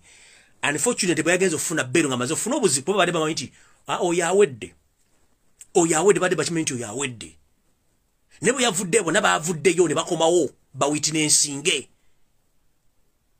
era babadde olwaki. Kati mama nabira nagayise Mpala oli mukomera olw'ensonga z'otategedde ba opponent bovuganya mu Kampala be bali mabega okukwatibwako. Segirinya Muhammad nchimanyo nzo kubolaba nakugamba 2 weeks back ne kugamba be very careful with their opponents. Those two they can do whatever it takes okulemesa kuyingira parliament. If it means to eliminate you they can eliminate you. Those two people whom you are contesting with Nchiddamu Segirinya Muhammad, be very careful. The reason as to why obaddeyo okukwatibwako kulimu okukologwa ba opponent bo ate be very careful. Basobola okujjawo kubanga bo kye kigendera kyabwe. Kazibe Bashiri Mbazira, you too be very careful ba opponent bo. Mbagambye mbyofuzi basobola okukuba bbiri. Omuzanyo ne gugwamu. Mu Uganda bana befuza basinga obungi kati boy bajja guno bagufuula mulimu so si service. So omuntu okuzanyira mulimu gw'omuntu ng'alaba ogenda mutwalako omulimu lwakiri akojjawo mu Uganda eyaffe so si mu nsi zikulaakulanye. Ebyange bwentyo bwe mbyogera ayagala okunnumba n'enkubuulira mazima. Segirinya Muhammad, be very careful gy'onywa soda gy'olya emmere gy'otambula ne gy'osula. Ababadde mbega okukwata be bantu bodiringa n'olowooza nti bantu b'opposition si b'opposition era weegendereze. If it is means eliminating bajja eliminating, be very careful. Ekyo kigambye Nabila the same, Kaziwe Bashiri the same. Mubeere very vigilant. Be muzanyira bumuzanyira ku mirimu gy'abantu gye balowooza nti bagisiiringa ne bateekako n'ekisumuluzo. Kati nze njagala bagamba buli Robert mwegendereze nnyo mudde mutunule video. Buli Robert Kyagulanyi Ssentamu lwe bamukwata oba lwagenda mu kaseera Kazibe nnyo bagenda mutta eri abantu ababeera nabo ne basirika ne babula ne ku scene ne babula kubanga mission bagimanyi. They want to eliminate him. They are there on mission. Naye Robert Kyagulanyi Ssentamu Katonda mukole ekintu kimu ayina akazannyo kano mwena temusobola kategeera. Akugamba abalabe bange mbamanyi naye njagala kukozesa abalabe bange abo nfune kyenjagala. Eyo tactic ye. Nkiddamu Kyagulanyi akugamba abalabe bange mbamanyi yavaayo n'akola statement simanyi bwe mwagijjukira bwe yagamba nti Mukama abalabe bange mbeesobolera mbamanyi naye nyamba ku mikwano gyange kubanga akimanyi emikwano egimuli okumpi gye gimuli empi gye gimulimu empindi ku mabegera ng'akimanyi. Yagamba baba abalabe bange nsobola obbeewa ne gigira mbasobola naye emikwano gyange ginfuukidde ekizibu. Yali akimanyi kubanga atunula n'alaba nga abantu bonna bamwetoolodde balimu ebituli naye nga tannakyakola. Ayina bakozesa kufuna kyakola ki kyayagala. So no nkiddamu buli munaba byabufuzi najjo oli e Kampala kimanye nti ebyabufuzi bye mulowooza nti bya gentleman's agreement oba bya gentleman temuli gentleman byava bya gentleman. Gino mirimu abantu mutuna ba job seekers bangi abanoonya emirimu where to survive. Ojja genda we bakakuba ebbiri akuba omunana akuba efiga gy'otalina yaayitemu bibantu betudiringa nabo. Kati mubeere very curious nnyo oba curious nnyo nga muzanya n'abantu bano. Nkiddamu abantu bamuzanya nabo mubategeere. Robert Kyagulanyi Ssentamu lwafuna obuzibu abantu bonna babula basinga obungi ne babula.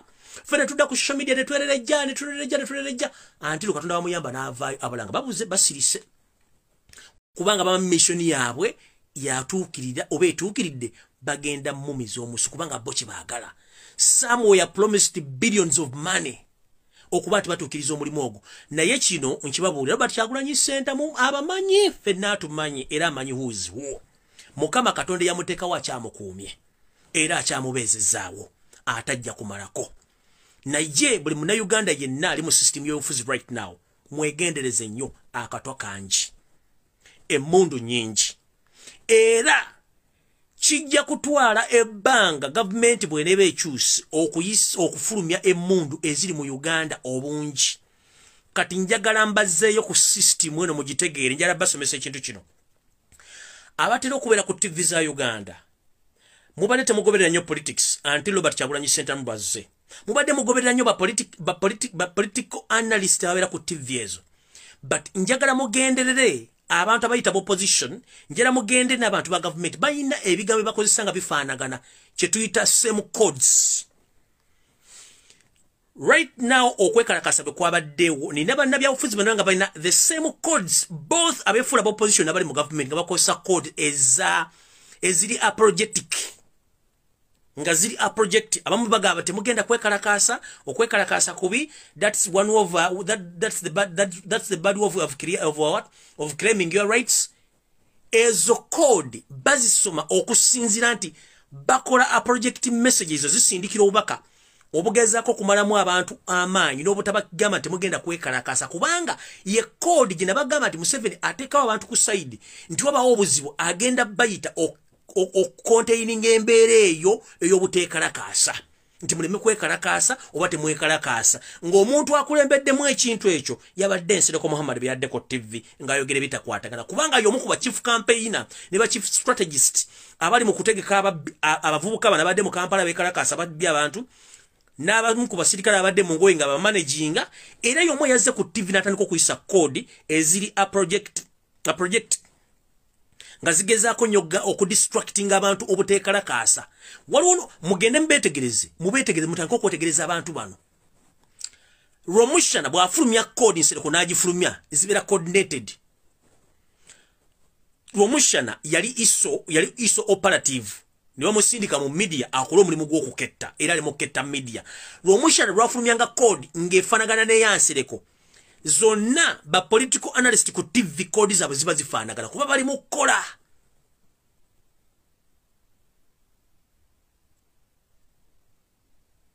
mumpulira bulungi bino teri agenda bibagamba kuba mwe temubifaako mufa ku kimu Kyagulanyi oye Kyagulanyi waligwa naye nga Kyagulanyi yeetoloddwa emisota yeetoloddwa emizimu yeetoloddwa ebikekempe byonna ebiri awo nga ne mu opposition mwebiri kati fe tuyina ngafe batunulire ebbanga eddene n'otunda ebintu bino byobetegereza olina okwetegereza kimu ku kimu kati njagala mwetegeze okuva okwekalakasa bwe kwabadde mwetegereze abantu abatandika okwogera emboozi eziringa ezigamba okwekalakasa kwabadde kubi kwekalakasa si solution temusindikayo bana bamugenda kwekalakasa lwaki mwekalakasizza tayogedde ku lwaki gavumenti yakubye abantu tayogedde ku namba y'abantu bafudde tayogedde ku bantu ani abakubye masasi bagenda basasula batya tayogedde nti kino kyabaddewo no their message is government yabasindika okutandika okukola kye tuyita divide and rule okuba nti wabawo obuzibu gavumenti bwekoze bano bajjanga abawolereza ne message bagiyita wala tosobola gitegeera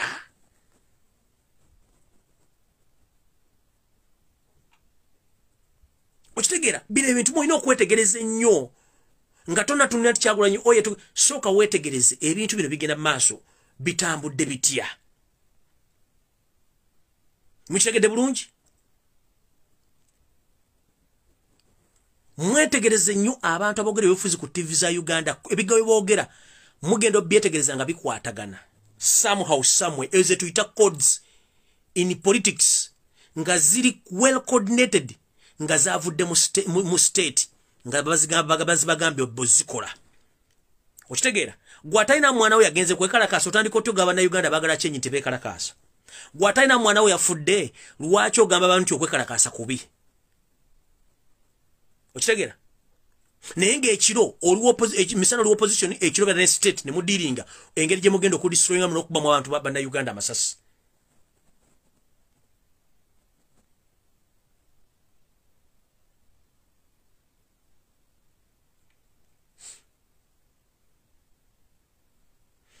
message endala gye njagala mutegeere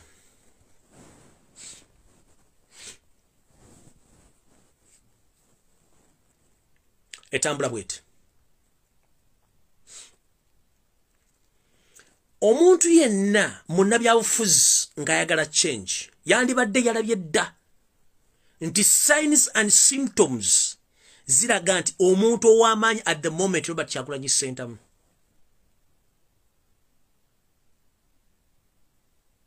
naye bw'olaba abantu nga bakyayinsistinga nti bo bakyali mu race eno nowanda ne weebuuza ki kye baagala tojja kitegeera kubeera tojja kimanya kati wembasabira Bannayuganda yenna concentrating ku bintu bino wammanga eno message njagala egende ku bantu mwenna abakola media coverage eya president mwenna nga sisosoddemu n'omu mu coverage eya kamera tulina kye tuyita focus nga bwe focusinza amaaso ge gali ku kamera. Please Map Media, Ghetto TV, Simanyi Investigation is maybe because bitia olujuliro. Nendala page ezigobera President Robert Kyagulanyi Ssentamu. Please mulina huge mistake je mukola nga temumanyi. I'm not blaming you, neka nsokemba we kintu kino mukitegeera. Any slight mess in a video coverage esobola okuviirako obujulizi okubulawo ng'omukulembeze waffe atuukiddwako obulabe. Nkiddamu mu coverage ze mukola kazibe seconds 30 oba seconds 20 ezibula mu katambi ke mba mukutte nga temutadde focus ku mukulembeze oba ku bantu abali mu audience. It is a big mistake esobola okuviirako Robert Kyagulanyi Ssentamu obulabe obw'ekika ekyawaggulu. Mwenna abalabye video coverage za president since the beginning of the campaign, bana abaana balakinga what we called focus on the images. Page zino olumu akutte kamera ya simu ateka kamera mbire ne mulaba miti almost for 2-3 minutes nga mulaba biti nabisiikiriza nabire nga tafokasinze ku bantu mu audience na president. Kati eze dakiika 3 zemmala nga temukoze kigambo kye bayita focus on image. Robert Kyagulanyi Ssentamu besasi ne bali musuna tewaliwo page ejja kuleeta video erage mu court nti essasi lyavudde mu direction temujja ddiraga kubanga if you don't focus on image toyina kyogenda kukola. Ngenda kusaba mwenna abali ku media president, please olujuliro Ghetto TV simanyi investigation zikobeze biki mwenna media ne mapu media, please mutandika okuteeka kye tuyita focus on image ku president. Nkiddamu mbasaba busabi. Abantu babagamba mu comment banange engate tula abantu mutadde kamera ziri mbire ziri miti. President ngate muta any slight mistake esobola okula mu video ng'obujulizi. Obujulizi babubuze.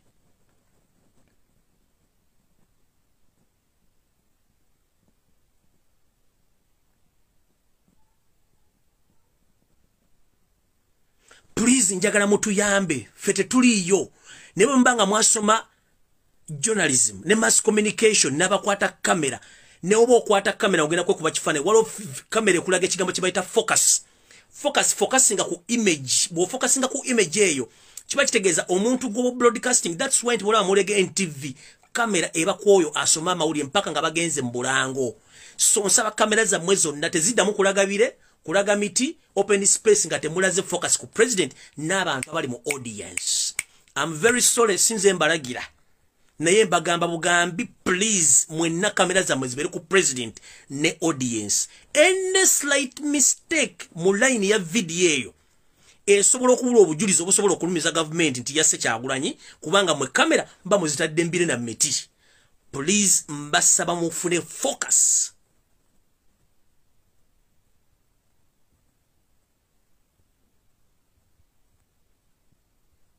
Ku kamera zammwe munansonyiwa okubayingirira mirimu gyammwe kuba sinze nagibatuma.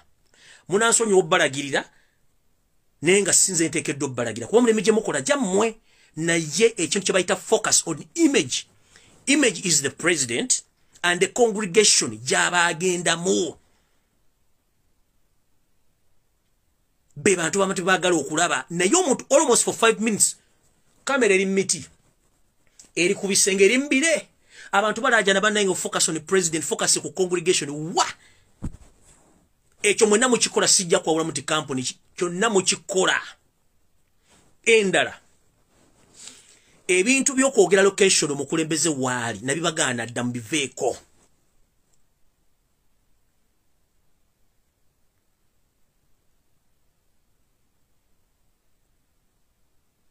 Ekinaasembayo Bannayuganda bategedde nti mwagala support. Ebintu by'okuteeka ku media ne mutandika okusaba twagala sende power. Please take a number muwandike message twetaga support ya mafuta kimala. Ebintu by'okusaba buli kaseera binyiza abantu byagala kujja abantu mu struggle. Ostegera mutekeke naba mugende silent mu mukavaringe bukavarinzi. Ne buli kaseera na focusinga sente twagala mafuta twagala. Please mu focusinga ekimuteka kenaba abantu bakimanyi mwetaga support ne bajjajiba wa. Ebintu by'okusaba sente ku media binyiza abantu ne baluzinga ne moralo. Please mutekeke number for support bajja bwa mafuta bagenda bwa buli nebuli kaseera twataga sente mafuta omuntu wawulira abanga ganti mwabajja okola ekitu mwajja kufuna mufunyi sente which nti mwetaga support. That is the truth. Era abantu bajiba wa era bannayuganda mwebale nnyo mwebalire ddala okusupportinga abaana bonna bali ku ground n'okubawa obuyambi naye ekigambo ky'okusaba directing nga muli ku media abaana twetaga ssente tutuuse wano mafuta gatuweddeko twetaga kino no please mutekeko ennamba muteeko nti ya support abantu bakimanyi kati bino ebintu by'okusaba abantu bijja bamalamu ne molaalo okitegeera jibya bamala molaalo muteeke ennamba abantu bajja kitegeera nti yes mwetaga kuba bagibawadde all along ne every time twetaga sente twetaga kino twetaga kiri twetaga kino twetaga kiri please tekako ennamba for support tekako ennamba kimala abantu bakimanyi bulungi nnyo ne buli kaseera muga twetaga sente twetaga kino twetaga abantu mubamala molaalo ekyo mukitegeere bulungi nnyo abantu bamanyi nti bagenda basupportinga era all along basupportinga era bakyagala bulungi nnyo ne please media groups za people power njagala mufune general meeting mutuule mutandika okwogera ku nsonga ezokola coverage ku president n'engeri gye mugenda mufuna mu funds nga temubitadde mu public bantu kubimanya kubanga ezo video muyinza okubeerako abantu 13 ng'olukumi kuliko ba state operative bamontalinga ennamba z'abantu abasindikira ssente bamumontalinga mwe kennyini nammwe gye mulaga ekyo nakyo mukitegeere sigande bambanenya no I'm not here to blame someone.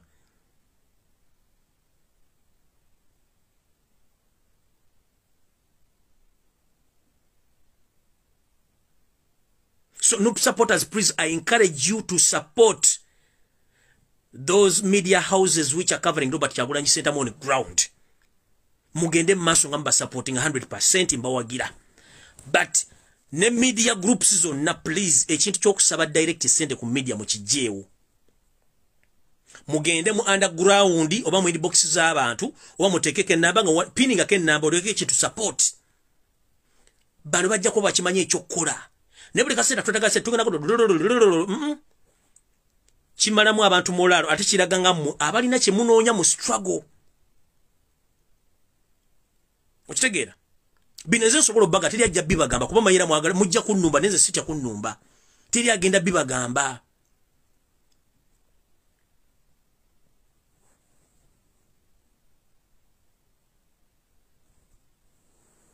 teri agenda bibagaze ngendo bibagamba.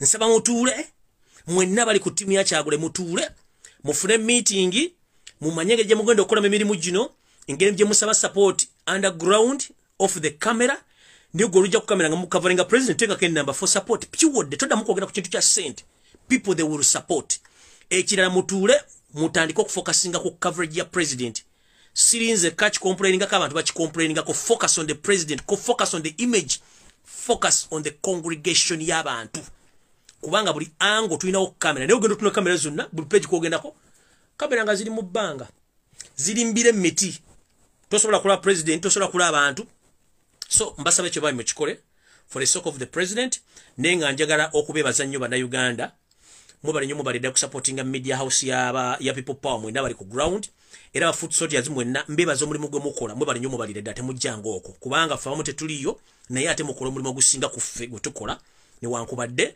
tujja ne tubanenyamu ekyo kiba okuba tulina obbanenyamu mukitegedde bulungi tulina obbanenyamu naye nga amazima gali nti njagala basa bamufukasinge ku mukulembeze n'abantu abamugoberera mukitegedde bulungi so mukama abankumira takumira mpeera mwe bali kuyamba struggle ate mugende maaso buli foot soldier yonna ali ku congregation ya president mumwe support 100% but in inbox namwe ekintu okufokasinga ku president please mukibeereko bulungi mwebale nnyo mwebalire ddala mukama abakuume atakuumira mpeera naye nga mweberere mu bulungi kubanga twetaaga abantu nga balamu twetaaga Uganda empya twetaaga Uganda ey'amazima n'obwenkanya nga mmaliriza ne message yange.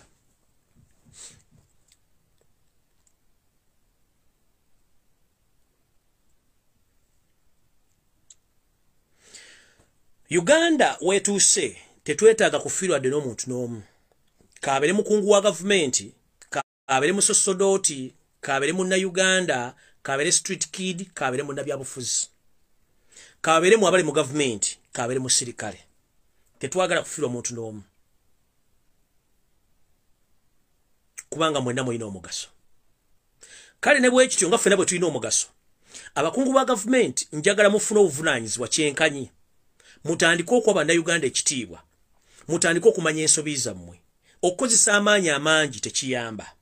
Wabula okutuula ne muteesa kye kisinga okuyamba. Eno message njagala egende eri ebitongole by'okwerinda naddala poliisi. Essaawa zino bakozesa ensobi okuba abantu tear gas, naye akakebe ka tear gas akamu wali obuzza okagula ssente mmeka? Essasi ly'ofulumya wali obuzzaako ndigula ssente mmeka? Ezo ssente sigwazigula, sigwaziwaayo. Ono omuntu gw'okuba tear gas yawaayo ssente ezo. Naye nga tonnafulumya tear gas oyo, kimanye nti okuba tear gas bamukubira ludda wa. Njala kubuuza gavumenti ya Yosef Tabasirwa. Amagye poliisi bemuteeka ku Robert Kyagulanyi Ssentamu amafuta ge muvuga okumwetooza mu kampeyini zaagendako. Ssente z'omusolo wa kimuzoonona nga mukimanyi bulungi tuli mu kampeyini. Omuntu ali entitled okumonitoringa Robert Kyagulanyi Ssentamu be ba traffic. Bwe balina okumonitoringa traffic enguudo okubeera open. Naye amagye police military muteeka Robert Kyagulanyi Ssentamu mulina byafuza balala. Mwonoona resources za gavumenti nga amafuta n'emmotoka okumala ebiseera. Robert Kyagulanyi Ssentamu alina security emukuuma n'ekitundu mwaba agenze mulimu poliisi zaamu. Poliisi sobola omuyambako mu directinga wa gy'agenda. Ekirala, lwaki mujja Robert Kyagulanyi Ssentamu ne bannabyabufuzi abalala ku main route ze balina okuyitamu ne badivertinga? What if omuntu oyo afunye ekizibu mu diversion zemukoze? Mugenda kyogera mutya ng'ate ku road map gy'aba alina alina okuyita mu makubo agali official? Electoral Commission, Uganda Police Forces and Ugandan government. Eno message njagala egende gye muli. Singa omuntu yenna mu Uganda n'afuna obuzibu nga mumujje ku road map eri official gy'alina okukozesa nga mudivert nze mututte mu nsiko n'afunayo obuzibu, ekyo temulina mugenda kiwoza. So muleke abantu bakozese official road map zaabwe zibamanyi eziri gazetted okuba diverting obatwala mu nsiko kozesa amafuta amangi okudivertinga abantu bano. Kimenya mateeka ekiro mukireke nga bwe kirina okubeera. Singa omuntu anaafuna obuzibu nga mmaze omudivertinga makubo gammwe, mujja kubeera accountable for the loss of the life of the candidate or anyone in this struggle. Tubasaba muleke ekintu nga bwe kirina okubeera. Kibeere nga bwe kirina okubeera. Tetukyagala munnayuganda kuddamu kufiira bulamu bwe. Kabere mukungu wa government, kabere wa police, kabere munnayuganda nga mulema, ebyobufuzi tebitwawula, ebyobufuzi si byakuluna si byakuwa musaayi.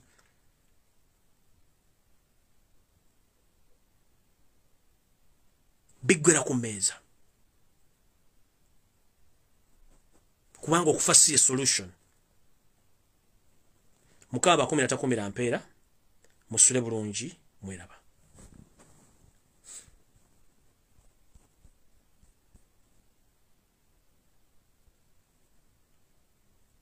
Yo, this is Bobby Wine, straight from Uganda.